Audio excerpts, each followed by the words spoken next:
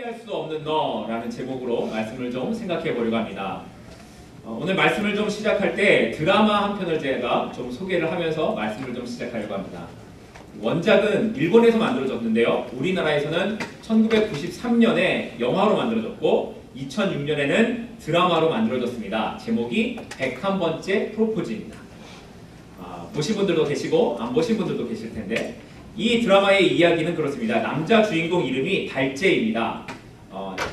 본명이 박달재입니다. 울고 넘는 박달재 할 때 박달재입니다. 이 박달재는 착하고 성실하지만 38살에 키도 작고 학벌도 별로고 능력도 없고 외모도 별로인 목수라는 직업을 가진 청년입니다. 노총각입니다. 반면에 여자 주인공으로 등장하는 수정이라는 이 여자는 외모, 학벌, 집안, 또 직업까지도 아나운서라는 것까지 어디 하나 빠질 것 없는 28살의 정말 모든 사람이 탐내는 여성입니다. 달재는 그동안 99번의 선을 봤습니다. 근데 99번 다 퇴짜를 맞았습니다. 수정은 결혼식 날 남편의 죽음으로 인해서 다른 사람들과의 관계에 있어서 마음을 닫고 살아갑니다. 이런 두 사람이 어느 날 잘못된 연결로 인해서 맞선을 보게 되고요.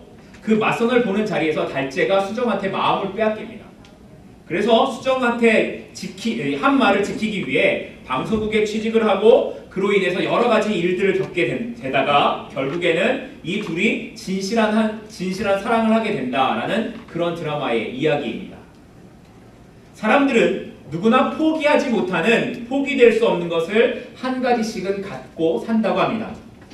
100번째의 프로포즈를 하고도 포기할 수 없어서 101번째 프로포즈를 하는 이 달재처럼 어떤 사람은 자존심, 어떤 사람은 사랑을, 어떤 사람은 물질을, 어떤 사람은 명예를 포기할 수 없다고 말합니다. 제가 어떤 연예인이 하는 말을 하나 들었는데 이 여자 연예인이 나는 다른 것은 다 포기해도 하이힐만은 포기할 수 없다라는 이야기를 들었습니다. 여자의 자존심이 하이힐에 있다고 합니다. 혹시 오늘도 하이힐 신고 계신 분들이 모르겠는데요. 여러분들은 어떠십니까? 여러분들이 포기하지 못하는 것, 여러분에게 있어서 포기되지 못하는 것은 어떤 것이 있으십니까? 오늘 저는 말씀을 통해서 우리 주님에게도 포기할 수 없는 것, 포기되지 않는 것 한 가지를 발견했고 그것에 관한 이야기를 오늘 여러분과 함께 나누려고 합니다. 요한복음 21장, 우리가 읽은 말씀은 요한복음의 마지막 장입니다. 이 마지막 부분으로 이 배경은 갈릴리 호수, 다른 말로는 디베랴 호수라고도 하는데 이 무대를 중심으로 제자들과 부활하신 예수님이 세 번째 만나는 장면을 우리에게 보여주고 있습니다. 앞선 20장, 요한복음 21장 앞에 있는 20장을 보게 되면 부활하신 예수님을 이미 제자들은 2번이나 만났습니다. 그런데도 불구하고 제자들이 21장에 들어오자 갈릴리에서 고기 잡으러 가는 것으로 이야기가 시작됩니다. 그리고 밤이 새도록 제자들이 고기를 잡으려고 했지만 한 마리도 잡지 못한 그들에게 예수님이 나타나셨고 그 예수님의 말씀에 순종한 그들이 고기를 잡고 그물을 들어올릴 수 없을 정도로 많은 고기를 잡게 됩니다. 이렇게 고기를 다 잡은 후에야 그들은 비로소 예수님이라는 것을 알아차리게 되고 베드로가 가장 먼저 헤엄쳐서 주님을 만나게 됩니다. 한편 주님은 육지에서 제자들을 위해 숯불에 물고기와 떡을 준비하시고 이것을 나누어 주시면서 베드로에게 유명한 질문을 하나 던지십니다. 내가 나를 사랑하느냐라는 겁니다. 이렇게 세 번의 질문과 베드로의 세 번의 대답을 통해 주님은 베드로에게 내 양을 먹이라는 사명을 주셨다라는 것이 오늘 우리가 알고 있는 21장의 일반적인 내용입니다. 제가 여기서 한 가지 강조하는 게 있었습니다. 일반적인 내용. 그렇다면 오늘 본문에서 말씀하고 있는, 아니 좀 더 정확하게 표현하자면 우리가 알고 있는 일반적인 내용이 아닌 원래 성경이 말씀하고자 하는 것은 무엇일까? 오늘 그 말씀을 좀 생각해 보면서 우리 안에 주시는 하나님의 은혜들을 좀 깊이 있게 나누는 그런 시간이 될 수 있기를 소원합니다. 첫 번째로 우리가 알고 있는 일반적인 오해, 첫 번째는 뭐냐면 왜 제자들이 갈릴리, 이 디베랴로 돌아갔을까 하는 것입니다. 요한복음 21장 1절 말씀으로 좀 가겠습니다.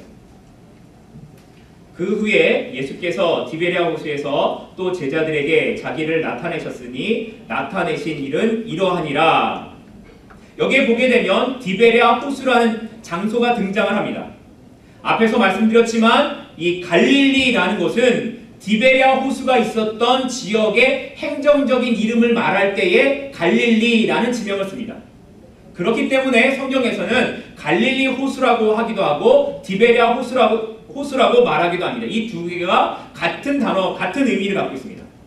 이 갈릴리는 베드로, 요한, 야고보와 같은 대다수의 예수님의 제자들이 살던 고향이었고 예수님께서 활동하시던 주 무대이기도 했습니다.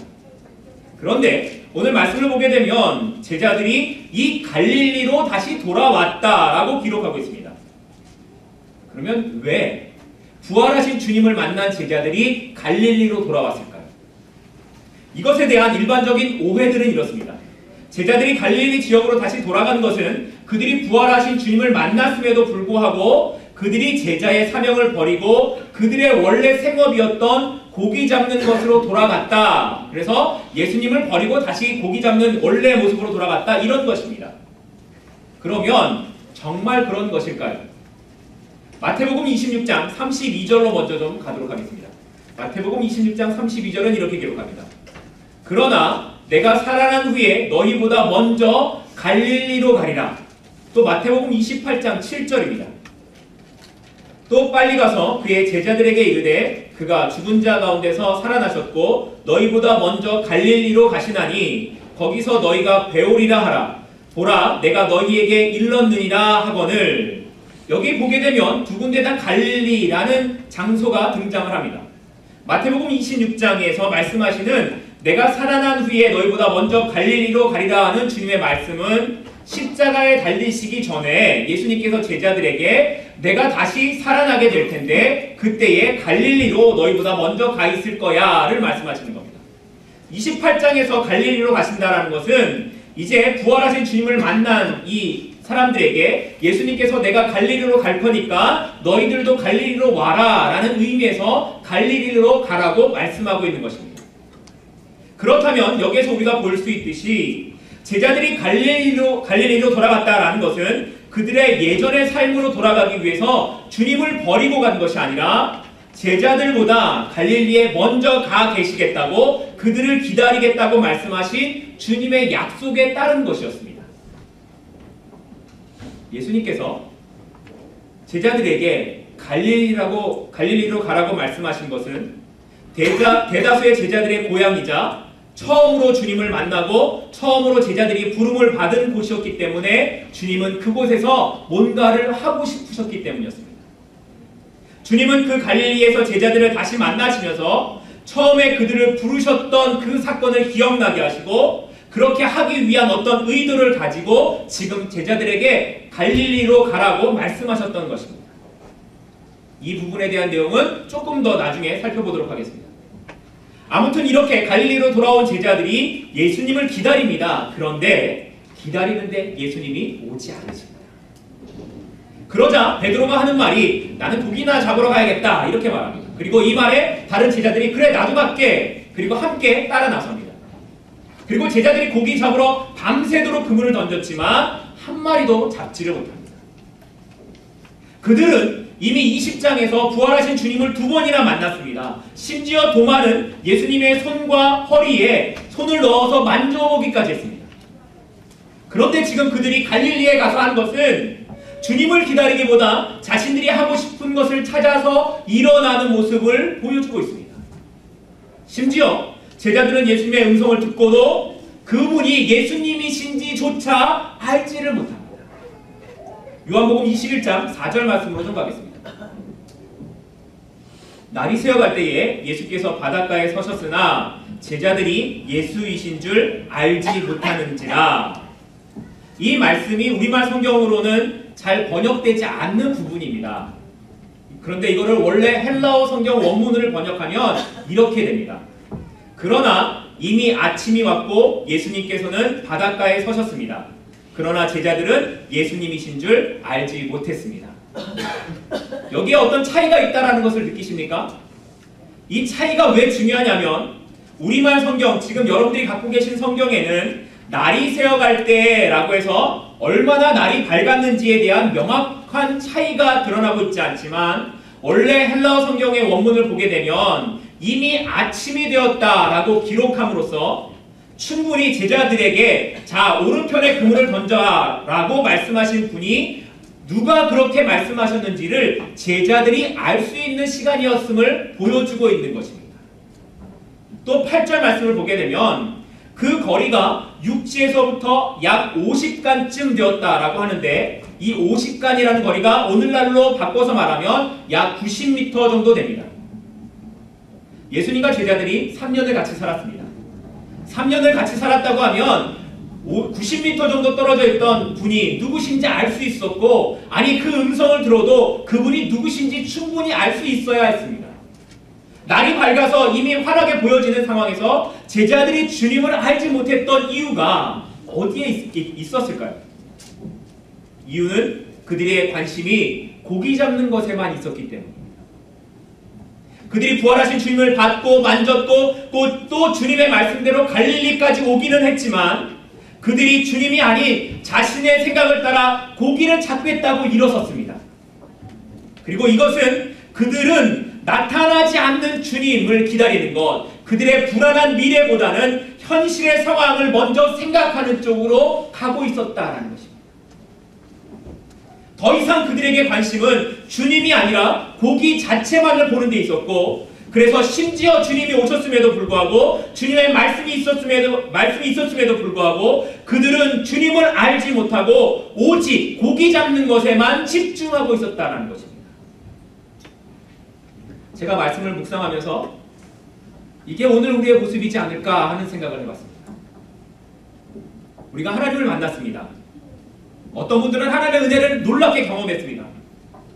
우리가 말씀을 통해서 주님이 어떤 분이신지 모르지 않습니다.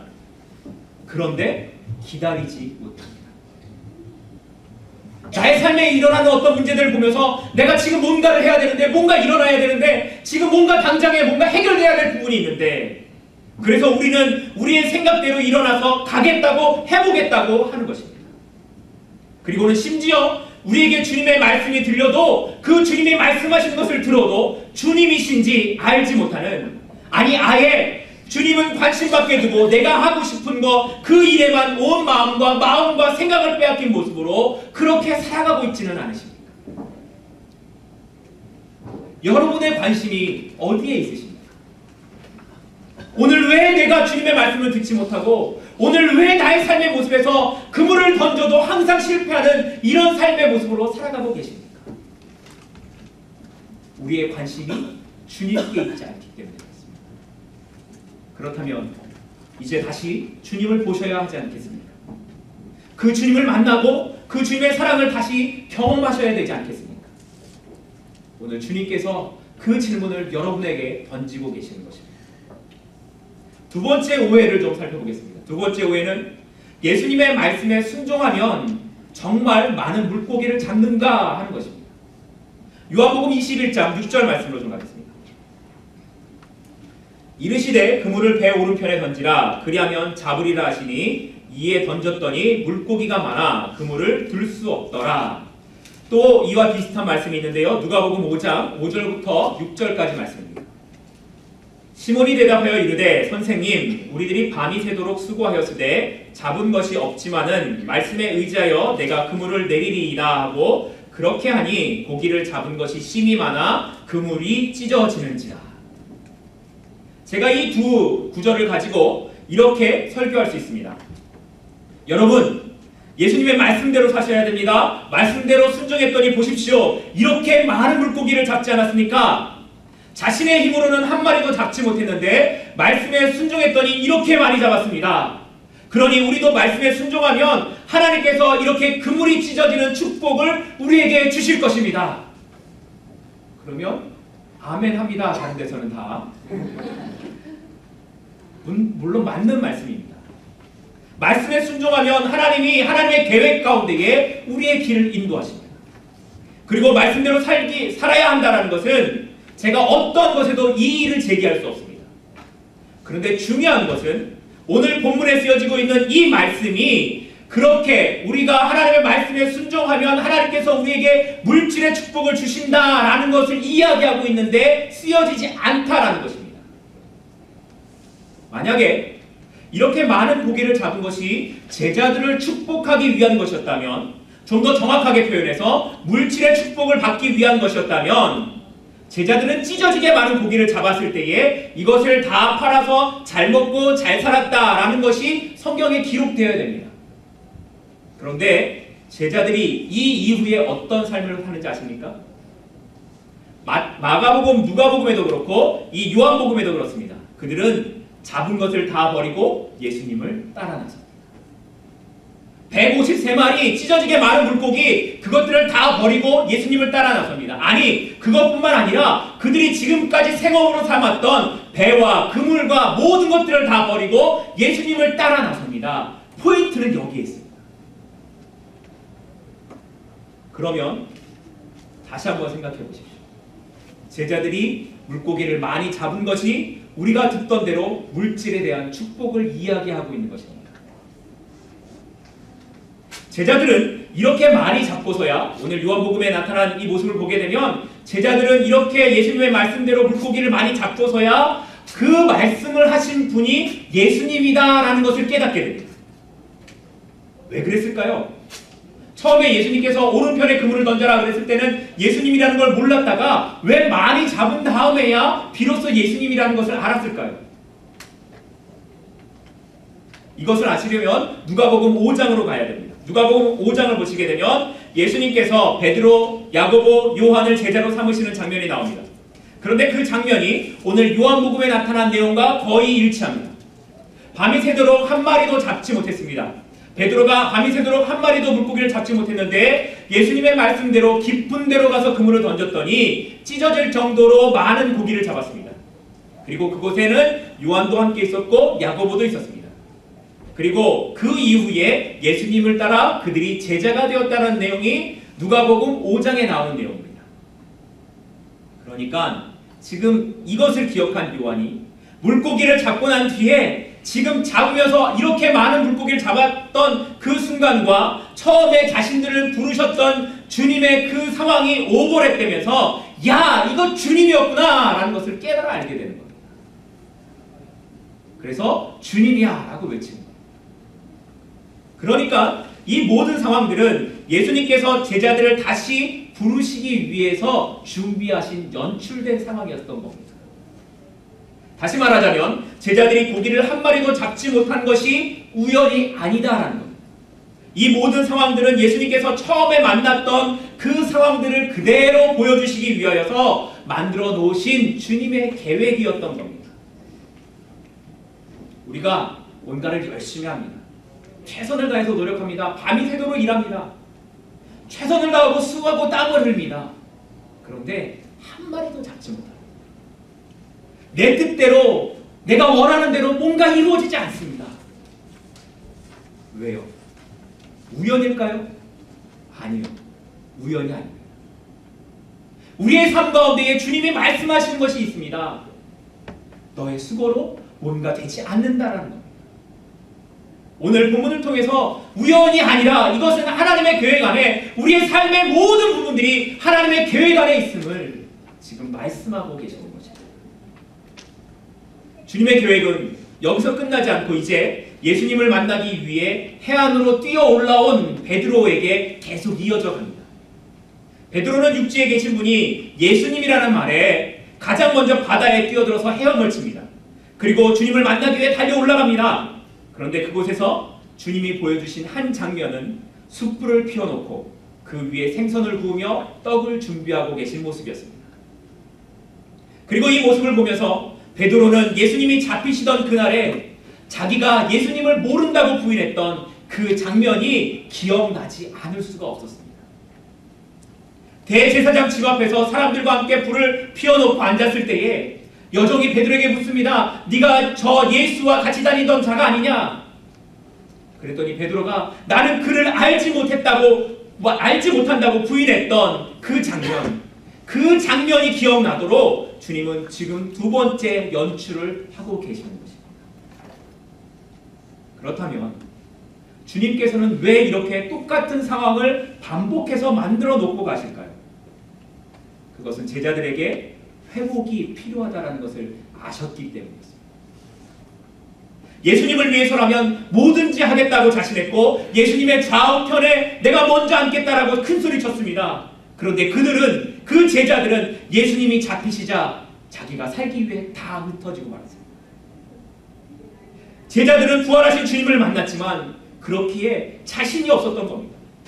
그렇게 도망친 자신들의 모습을 알았기에 제자로서 이제 자신들이 뭔가 할 수 없다라는 것을 스스로 알고 있었기에 그들은 지금 이렇게 연약한 모습으로 나타나고 있고 이제 그들을 주님이 다시 불러주고 계시는 것입니다.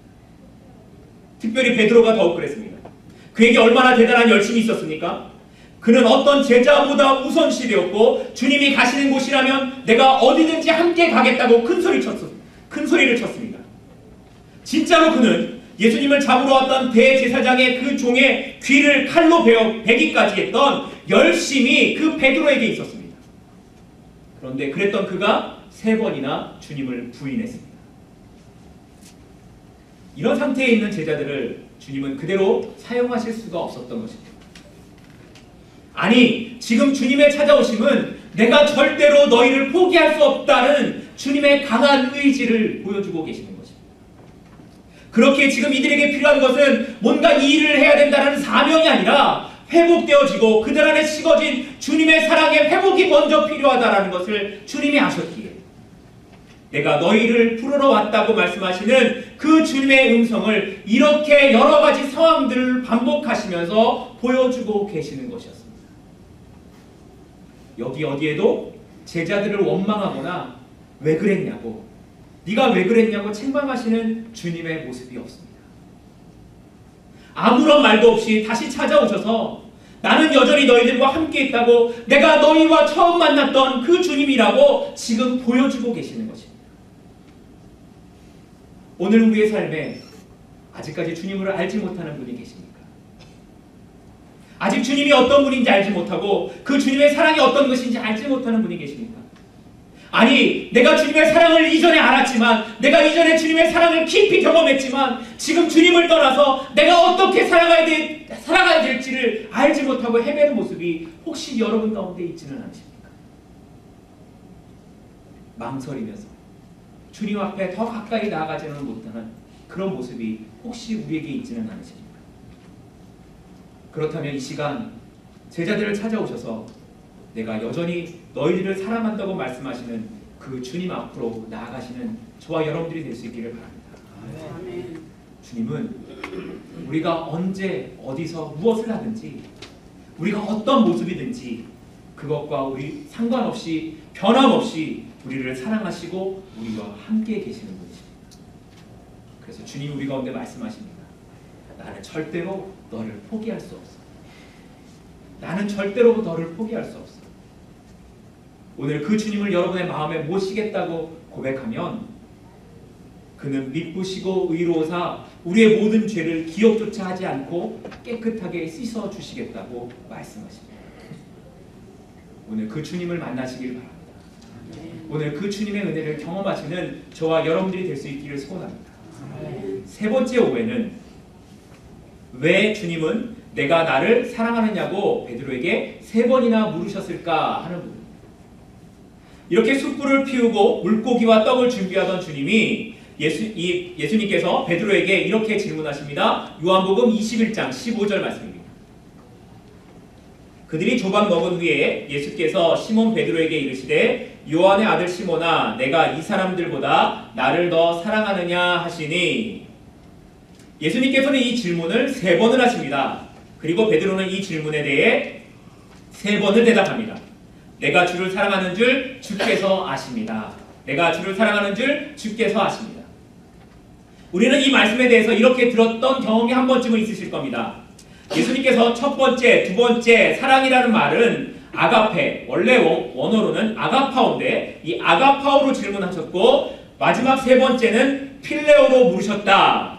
그런데 이 아가파오, 아가페는 하나님의 사랑이기 때문에 베드로가 하나님의 사랑을 할 수 없어서 계속 필레오라는 인간의 사랑으로 대답을 했고 예수님께서는 결국 마지막에 베드로의 사랑으로 낮추셔서 필레오의 사랑으로 물어보셨다라는 이런 해석을 들어보셨을 것입니다. 그런데 17절을 가서 보시게 되면 세 번째 예수님의 질문에 대해 베드로가 대답할 때에 베드로가 대답하기 전에 근심했다고 기록하고 있습니다. 영어 성경을 보면 마음이 상하여 라고 번역하고 있습니다.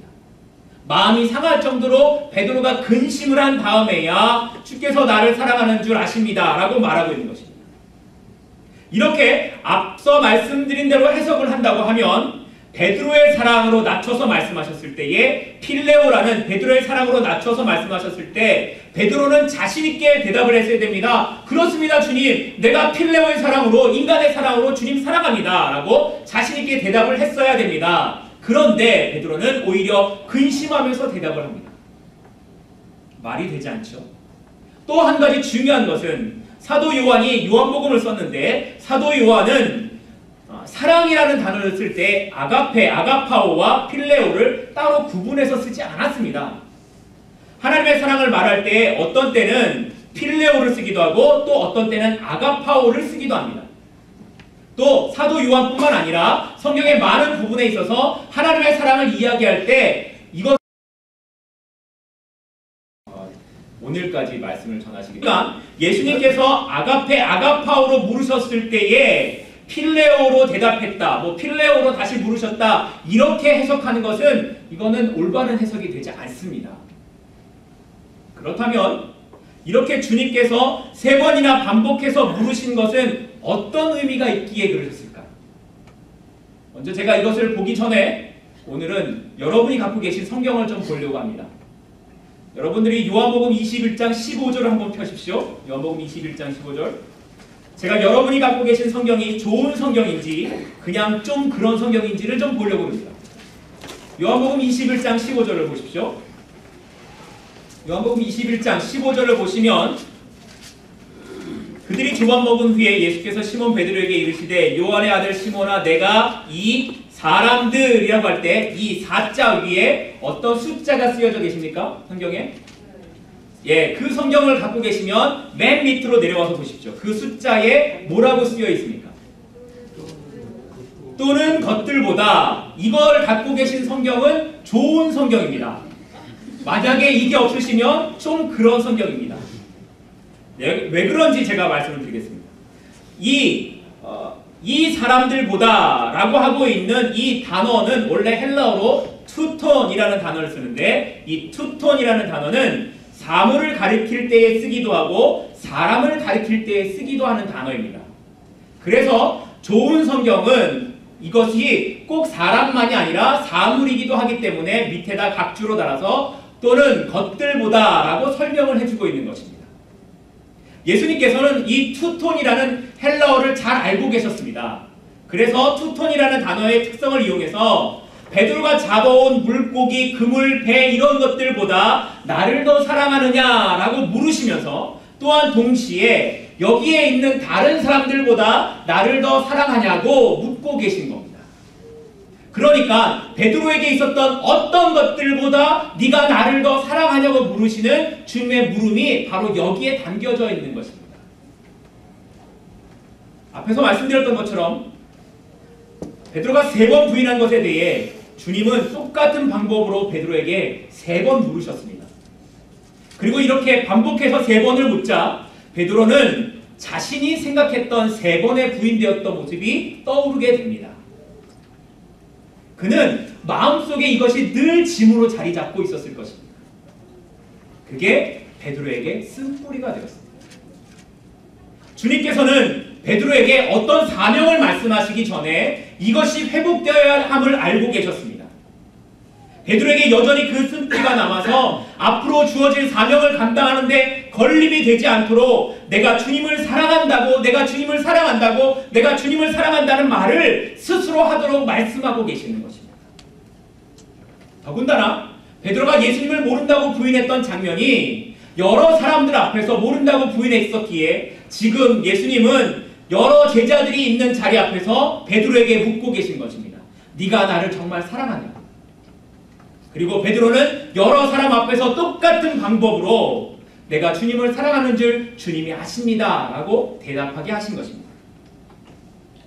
제자들 앞에 고백하게 하심으로 그는 예전의 잘못을 회복하고 주님께로 돌아가고 있는 것입니다.